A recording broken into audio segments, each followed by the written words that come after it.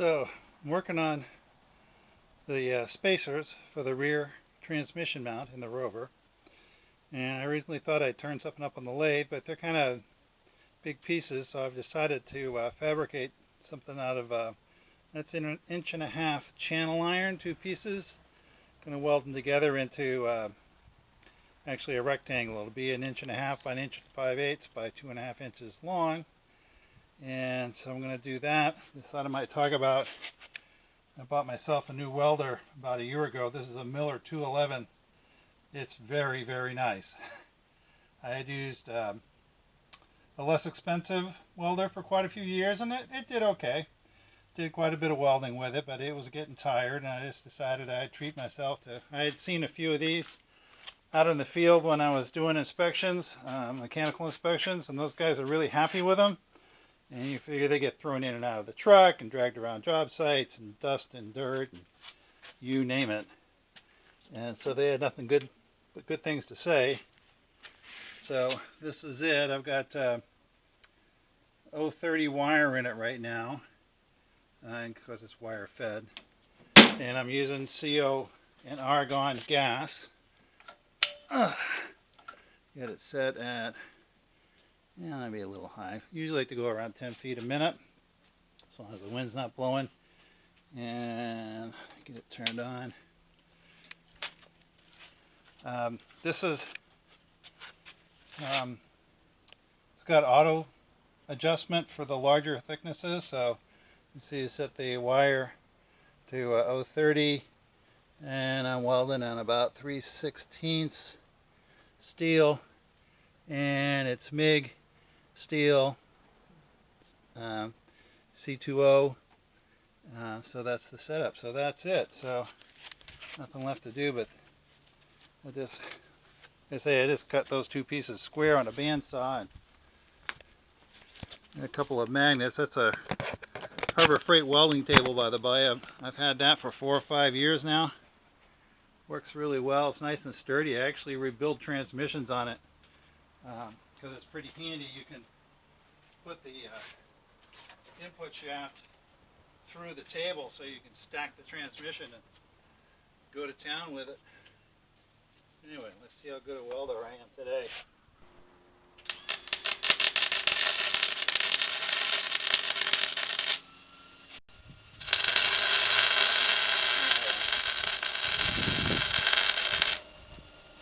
Much better.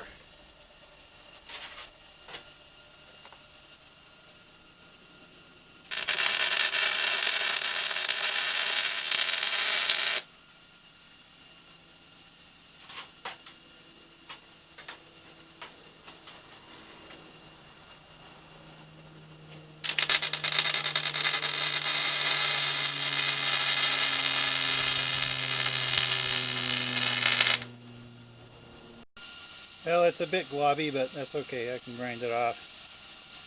You say I never claimed to be a professional welder. So I do get better as time goes on.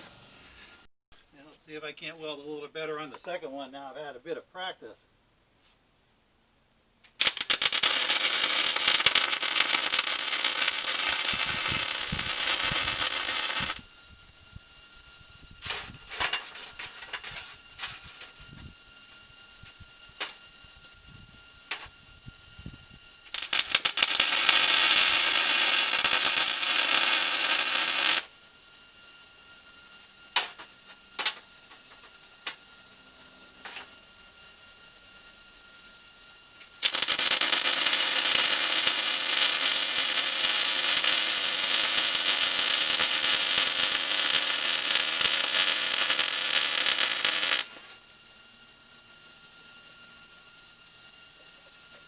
Well, that's a bit better. Grind this one up, and then I'll have to drill them both for the mounting bolts. Okay, so here's the 2 pieces, drilled, ground, all ready to go. I have to cut the corner on this one just to make it fit into the where the tunnel comes in on the edge of this mount. And I had to lengthen the threads on my screw a little bit because they were a bit long. But that should work. Okay, so Here's everything in place. Nothing's tightened down yet. You can see this hole is big enough to receive the step in the bushing, which will center the bushings. Here are spacers up here. They're nice and big and flat so that they should be nice and stable, because there's not a lot of room for this transmission to move left to right. So that's one of the reasons why I wanted to use a bigger piece rather than just turning up a 1-inch round spacer, 1-inch diameter. What it needs to be, I think they're about 1.5 inches long. Anyhow, that's how that looks. Okay, so there they are, all bolted up. Just in case you're wondering, this are just some old front sway bar bushings. Well, they've never been used, but they've been laying around the garage for a long time. These are the standard 3/8 bolts. I bought 3/8 course by 6, and I've cut at least 1 inch off, so you probably get 5s work pretty easy. And apparently that mount is a little lower than that, so this one I cut another. I took 1.5 inches off of that one, only about 1 inch off of there. I hadn't realized they weren't quite level. Not that that's an issue.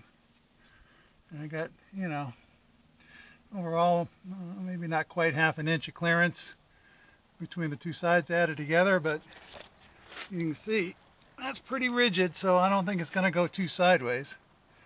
And I still need to, this will be the next project, to see whether I can make just a solid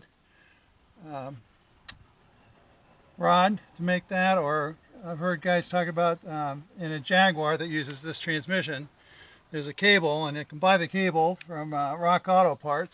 It's only about $30. So anyway, so now it's time to pick up my toys and get back in. It's getting towards dinner time. So I got a surprise. I was all set to make custom linkage to hook the existing transmission selector to the new transmission, and started measuring things up and looked at the old transmission and said, wow, that looks like it'll fit. So this is the selector arm off of the ZF transmission, and it used to face down. I turned it up. This is the original shift linkage from the car, and there's the other end. It just bolted in. Who knew? So that made life a lot easier. So I still need to, this is just sitting here, I need to bolt that in and start hooking everything up. I thought I'd probably do this, put the drive shaft in today. I did manage to get one of the exhaust manifolds on yesterday, bolted right in. And of course I used gaskets even though the factory didn't. I still need to do this side, it's a bit tight. The motor mounts are bolted in now. Got the ground strap in. So it's just a matter of start picking away at stuff. And then I'll have to start doing the modifications to make the other bits fit. So we're going to have to do something about this built-in oil cooler setup. Should probably just loop that. Need to get the starter back in. I'm going to need to make a cover. And this has got to be a position sensor for the computer control. And it's actually just beyond the line of this. So a flat plate would actually hit that. So I'm going to have to put a circle in it somehow. But we can do that too. And then we'll show you that. Anyway, so I'm going to start bolting some bits and pieces up, and I'll take a picture later, let you see how we did. Wow, that was not fun at all. I went to put the drive shaft back in, and I noticed that the yokes weren't lined up. So on a drive shaft like this yoke should be parallel to that yoke. And that has to do with angles and accelerations as the U-joint flexes, that the speed of the driven shaft slows down and speeds up as the angle turns, and you put the other one exactly the same, and that negates that and puts the final output at the same speed as the input, so that your car doesn't go rrr, rrr, rrr. Well, someone's had this apart before, because here's the vice grip marks, and they put it back together at 45 degrees, which is completely wrong. The problem I had was no one had ever greased this spline shaft, so what had been grease in there had basically turned into, I was going to say plastic, but it was darn near wax. And penetrating oil, I had to get in a vise, levered against this, a big dead blow hammer, and it took an hour to get it apart. So for all you folks who think that that grease nipple, you can't really see it here, it's up on top, that's just not important to grease. You were so wrong. That grease nipple right there, there's a little pocket here that puts a reservoir of grease in here. You don't want to fill it too full, otherwise you're going to get hydraulic lock when this thing tries to move. There's a quart gasket here to keep the crap out, the water and the dust. But there should be a pocket of grease there. And every time you grease the car, and I know that most people don't know about that anymore because new cars don't have grease fittings, but you should put a pump or two in there, I don't know, every 10,000 miles. I suppose with a car like this, it probably hasn't done 10,000 miles in the last 20 years. You should put one pump in every year, and that'll keep that lubricated. And of course, this is a Didon rear end. This center pumpkin is fixed, so this drive shaft doesn't really flex like an American car where the axle's going up and down and it changes the length of the drive shaft every time you hit a bump. That's not the case here. But motor movements, this is all rubber mounted. It does move a tiny bit, so you can't just really have it be solid, though. I gotta tell you, I've got a Herald that's got a solid one in it.